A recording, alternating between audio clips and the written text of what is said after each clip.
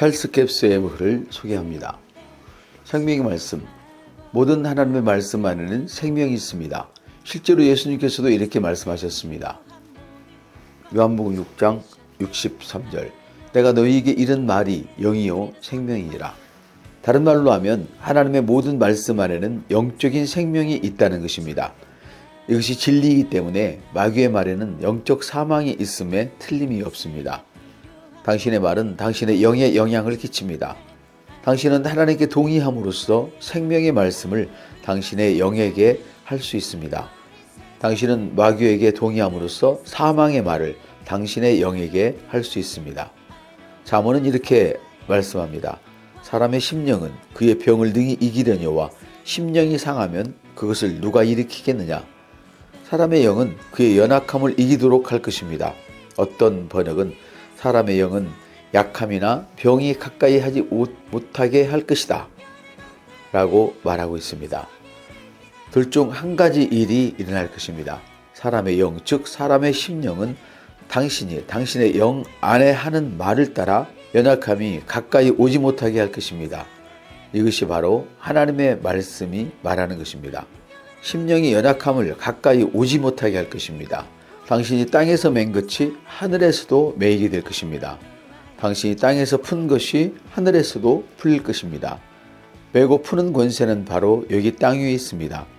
매고 푸는 것은 믿음으로 가득 찬 말을 따라 되는 것입니다.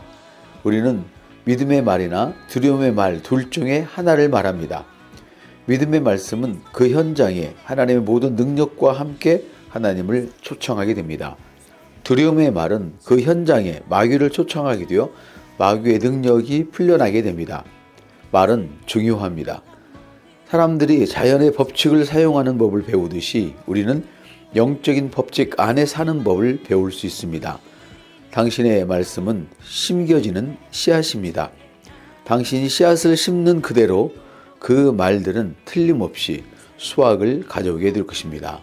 심기 전에 씨앗을 점검하십시오. 당신이 무엇을 심든지 매우 조심하셔야 합니다. 사람들은 때때로 잘못된 것을 기도합니다. 당신은 마귀가 말하는 것을 기도하는 자신을 발견한 적이 있습니까? 이것은 참 부끄러운 상황입니다.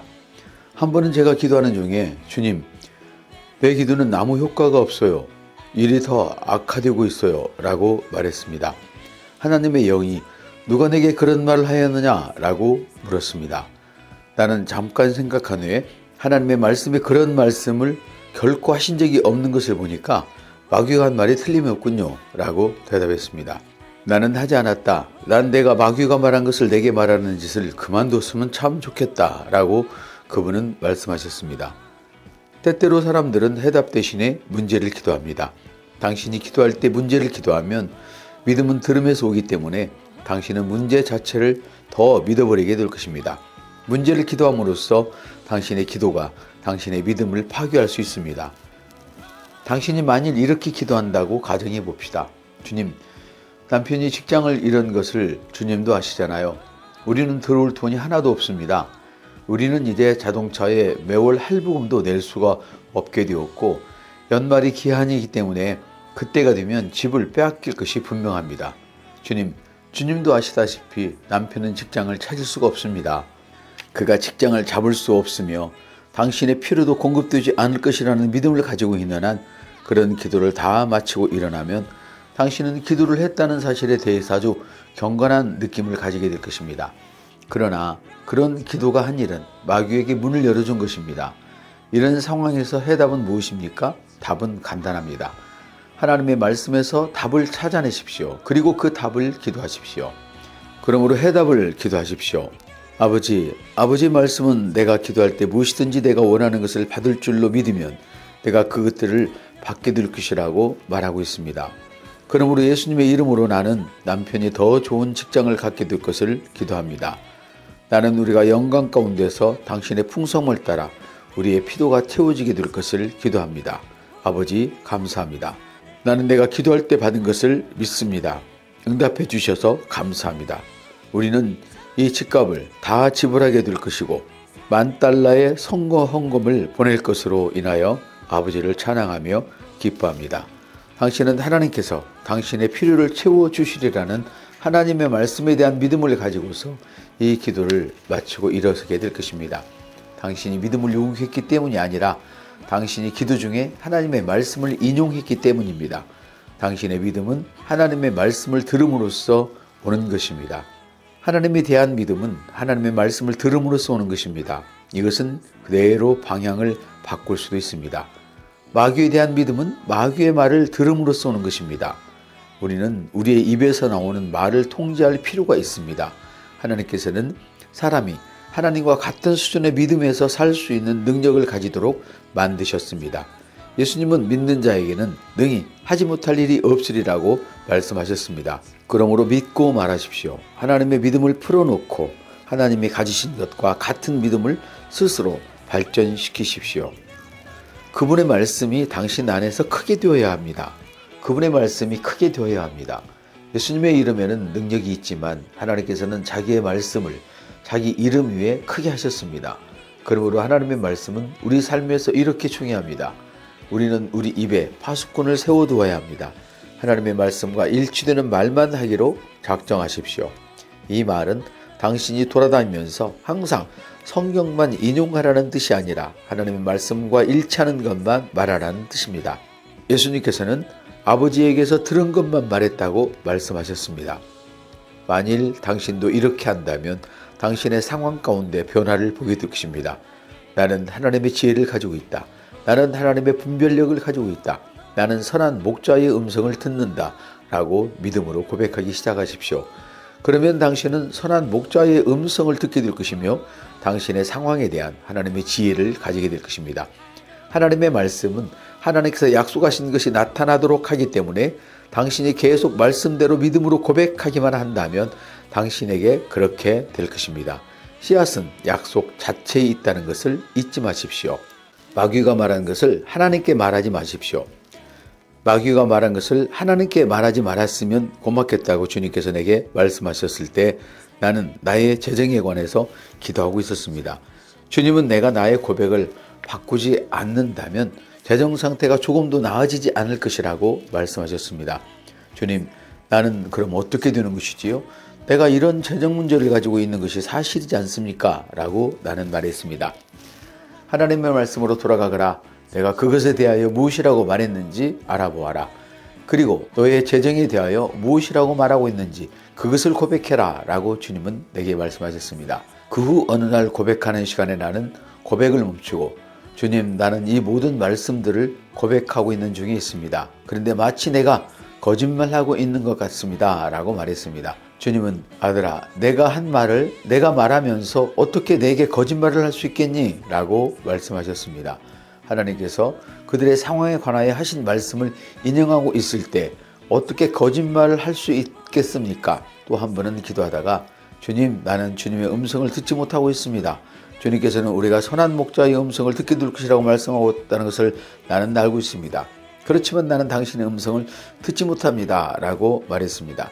나는 그분의 음성을 듣지 못했다고 그분께 말하고 있었습니다. 가끔 우리는 귀로 들을 수 있는 음성을 듣기를 바라는 마음에 사로잡혀 있습니다. 그러나 주님은 내게 이렇게 말씀하셨습니다. 내 양은 내 음성을 듣는다고 내가 말했던 하나님의 말씀으로 돌아가 보아라. 너는 선한 목자의 음성을 들으며 너는 그의 음성을 알며 낯선 사람의 음성을 따르지 않을 것이라고 고백해라. 내 안에 거하는 진리의 영이 내게 모든 것을 가르치며 너를 모든 진리 가운데로 인도한다고 고백해라. 어떤 상황에 관해서 너는 완전히 지식을 가지고 있다고 고백해라. 이것을 반복하고 반복해서 이것이 매일 하는 고백이 되도록 하여라. 이런 하룻밤에 되지 않았습니다. 마음을 새롭게 하는 과정이었습니다. 당신의 영을 정확한 주파수에 맞추십시오. 너무나 많은 사람들이 하나님이 무엇이라고 말씀하시는지 나는 모릅니다. 나는 하나님으로부터 들어본 적이 없습니다. 라고 하는 말을 듣습니다. 그러나 이런 말을 하는 사람 중에 어떤 사람들은 마귀가 그들에게 한 말을 당신에게 말해주는데 아주 재빠릅니다. 한번 잠깐 생각해 보십시오. 어째서 그들은 마귀의 음성을 들으면서 하나님의 음성을 듣지 못하는 것일까요? 어떤 그리스도인들은 마귀가 내게 이런 말을 했답니다 라고 하며 돌아다닙니다. 그러나 그들은 나는 하나님이 말씀하시는 말씀을 들어본 적이 없습니다 라고 말합니다. 그들은 마귀에게 말하는데 너무 바쁩니다. 그들은 다른 주파수를 맞추고 나는 낯선 사람의 음성을 듣지 않습니다. 나는 선한 목자의 음성을 듣습니다. 라고 고백할 필요가 있습니다. 이렇게 8달인지 10달 동안 고백하고 나니까 선한 목자의 음성을 듣는 것이 훨씬 쉬워졌습니다. 우리는 어떤 것들은 그럴 것이라고 간주하고 또 잘못된 어떤 것들을 가르침 받기도 했습니다. 약속을 고백하면 각각의 약속들이 당신의 삶 가운데 그대로 나타나도록 하게 하는 충분한 능력이 있다는 것을 발견하게 될 것입니다. 어느 정도 시간이 지나면서 당신의 삶의 모든 분야에 그 약속의 말씀대로 나타나게 되는 것을 보게 될 것입니다. 그러나 당신이 행해야만 합니다. 그래, 그거 다 성경에 있는 말이지. 내게도 말씀대로 될 거야 라고 말한다고 되는 것이 아닙니다. 하나님의 나라는 마치 어떤 사람이 씨앗을 땅에 뿌리는 것과 같습니다. 당신이 씨앗을 심으면 수확이 따라오게 될 것입니다. 추수는 선택권이 없습니다. 추수는 반드시 옵니다. 이것은 하나님의 약속입니다. 당신이 씨앗을 심으면 씨앗을 심고 추수하는 법칙이 여전히 작용하고 있기 때문에 당신은 결국 수확을 하게 될 것입니다. 지구가 존재하는 동안에는 언제나 이 법칙이 사라지지 않을 것입니다. 이것이 하나님의 방법이며 이것은 당신을 위해서도 역사할 것입니다. 선택은 당신에게 달려 있습니다. 그러나 이렇게 하려는 결단은 당신이 해야만 합니다. 만일 당신의 수확에 당신이 만족하지 않는다면 당신이 지금 심고 있는 씨앗을 점검해 보십시오. 당신이 썩지 않은 하나님의 말씀의 씨앗을 심고 있다면 당신의 수확은 지금 오고 있는 중입니다. 포기하지 마십시오. 하나님과 함께 당신은 할 수 있습니다. 아멘. 이 책 진짜 좋은 책이야. 생명의 말씀. 감사합니다.